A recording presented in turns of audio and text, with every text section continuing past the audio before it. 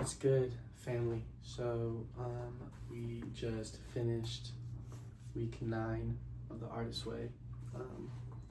I didn't want to sit down for this, so I'm standing, but hopefully y'all can hear me on my little headphones. So basically, this week was a little weird. I was super busy. My brother just got married. Crazy. Your boy had to be best man, and so had to write a little speech, help out with the wedding, and do a rehearsal and a bunch of stuff like that. So I was kind of busy this week, and while I did do all of my morning pages, I just didn't. I did one of the tasks. There's only 4 tasks for the week, 4 or 5, and I only did one of them. And even the one I did, I was just like not mentally that present for it. I could tell. And while like the reading, I felt like connected with me a lot, this week was just like so hectic that I just wasn't like in place, which isn't a good thing, but I'm making sure. Be done in a minute. Anyway, so what was I saying?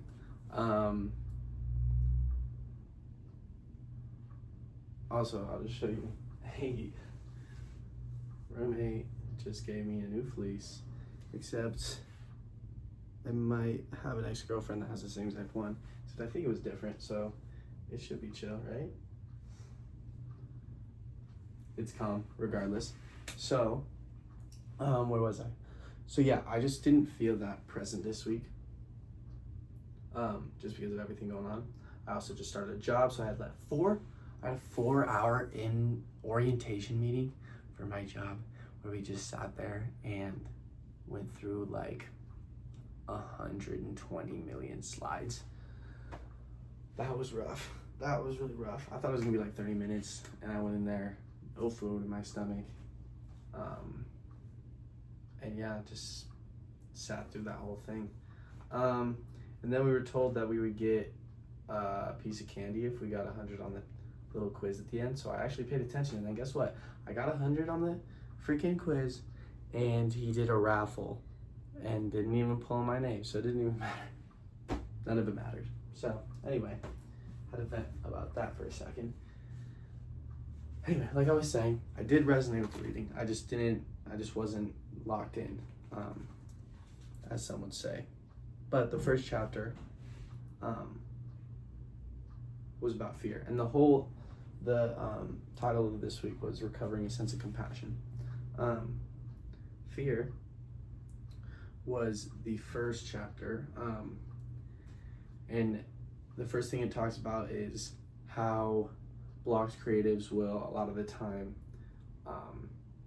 choose to label the blockedness, I guess you would call it, the blockedness, as lazy instead of just fear, like being afraid that if I start making a song, it's not going to be a masterpiece, so I just never start it. And instead of calling that fear, I just call it laziness, and I don't want to get anything done. So I did resonate with that a lot. And I have been trying to be more just like taking baby steps when it comes to anything creatively, or really like just completing anything in my life, just taking shorter steps instead of just being like, okay, I have to get this entire thing done, or I have to finish this music video in 2 weeks, or by the end of the month, and then never starting until I have 2 weeks left, excuse me. And then I only have 2 weeks left. And it wasn't because I was lazy, it was because I was afraid I wouldn't get it done, and now I have even less time to get it done. So it's definitely kind of a procrastinating kind of cycle. And it's really scary to just like I wrote down, or I underlined right here, just you better not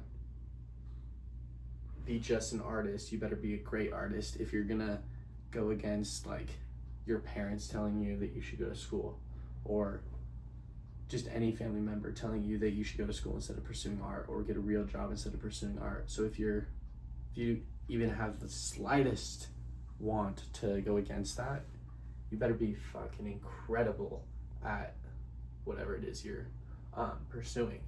So it's really scary. And so it's scary to be mediocre in something right off the bat, especially when you're going against what everyone around you is saying to do. And that really hit for me. So that was the first chapter, fear. The second one was enthusiasm.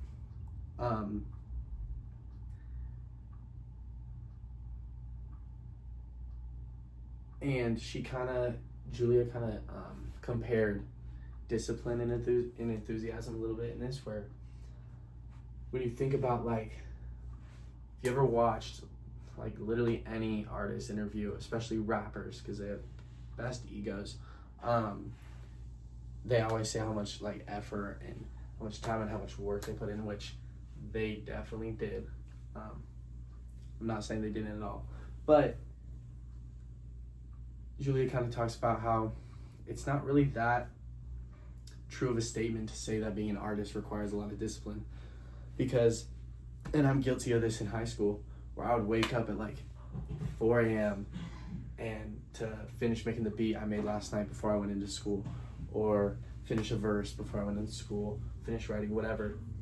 And that like killed my motivation so much, because I was turning something that was supposed to be enthusiastic, kind of what I wanted to do.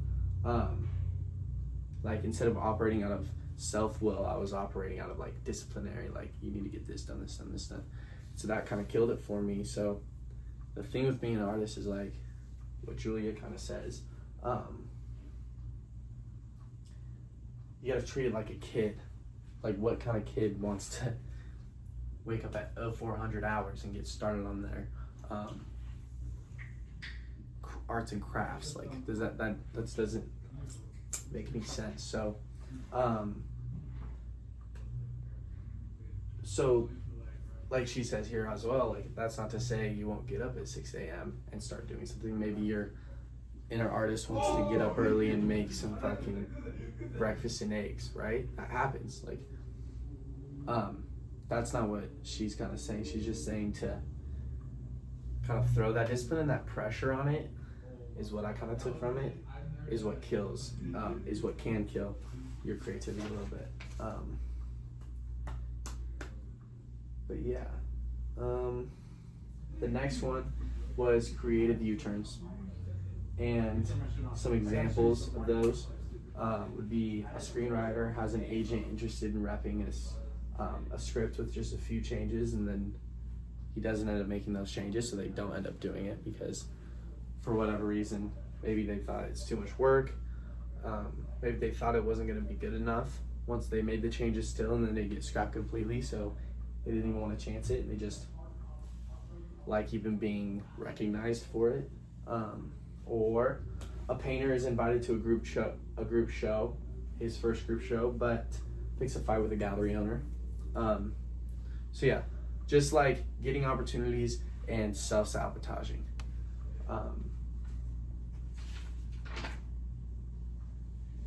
What else did she say about it?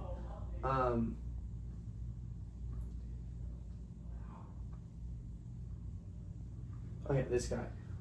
So there's this guy, Blake Edwards, that she talked about. But she says how he spent 7 years in self-imposed exile in Switzerland because a script that he felt was his best was taken away from him in pre-production, and basically he got fired from his own script. And it was another thing, like last week, how we talked about facing that kind of creative loss. He never like healed from that. And he just kind of sat and watched like people make more like movies and scripts and great movies, and instead of healing, thinking spending time away would heal, instead of spending time away and healing, or instead of spending time away and creating and healing, he spent time away and just like was grieving all the time and just like not processing any of the hurt. And so again, even last week, I feel like a couple weeks in a row, a lot of the solution to any creative block is just action, like just doing stuff. So I found myself a lot balancing what like doing stuff means. It's not just like I need to put in work, but sometimes it's work that I need. Sometimes it's an artist date. Sometimes it's morning pages. Sometimes it's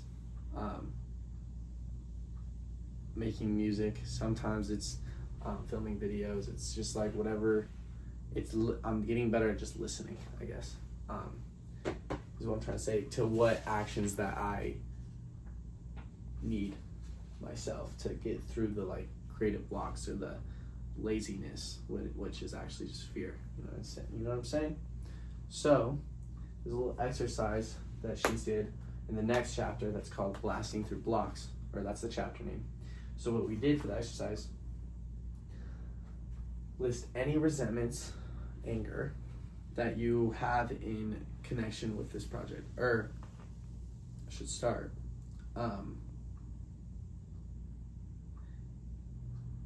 by kind of introducing it. So in order to work freely on a project, an artist must be at least functionally free of resentment and resistance, so anger and fear. So that means any buried barriers must be aired before the work can proceed. So basically what this exercise does is it just gets any anger or fear thrown on a page before you start a project, so that you just have it out there, so that you can actually like start it, okay? So you're gonna list any resentments, anger you have in connection with the project. It does not matter how petty, picky, or irrational these resentments may appear to your adult self. To your artist child, they are real big deals, grudges. Some examples: I resent being the second artist asked, not the first. I resent this editor, she just nitpicks. She never says anything nice. I resent doing work for this idiot, he never pays me on time. 2, you're gonna ask your artist to list any and all fears about the project.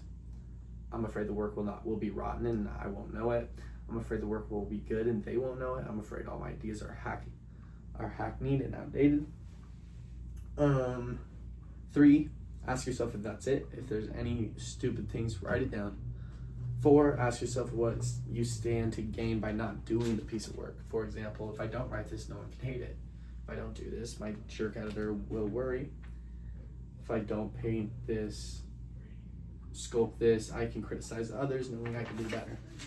And then 5, make your deal, which would be any quotes. This is very important. Okay, creative force. You take care of the quality, I'll take care of the quantity. Bang. And then you sign that, and then you post it somewhere in your room. So that's as stupid as that might sound. It's huge. It's huge. So it just like, I feel like you get kind of used to your creative blocks, and that for me just like got rid of so many of them and just made me like and I didn't even do it for just like one little song project. I did it for just like the plans I have for the end of the year. And yeah, it was huge. So that was the last chapter. The tasks, the one that I did was reading your morning pages. So went in with a highlighter and just kind of highlighted all of the kind of common things, like things I complained about, things I talked about wanting, things I talked about having that I appreciate, and just like highlighting all those things in different colors and kind of analyzing it without judgment, which is really important. And yeah, that was really nice. The other exercises that I do want to do all of them. I just haven't had time, like I said at the beginning. But the other ones are priorities. List for yourself your creative goals for the year. List for yourself your creative goals for the month. List for yourself your creative goals for the week. Visualize. So now that you have your true north, which was last week, the following exercise asks you to fully imagine having your life accomplished. Name your goal. In the present test, describe yourself doing it at the height of your powers. This is your ideal scene read it aloud to yourself, post it above your work area, read it aloud every day. And it just talks about getting more pictures of like that image file that we've been talking about, making collages and stuff, like the ones I put in here and things like that. And then the creative U-turns that we were talking about, the last exercise just says to name your own, because we've all done them. And so like facing them like that Blake Edwards that we were talking about earlier did.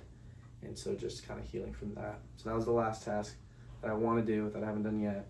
But overall, busy week, but the morning pages have carried me through. And this week I did not really do an artist day, unfortunately. This week though, I will do my very best. You know what? I will go on a very fun one to make up for it this week.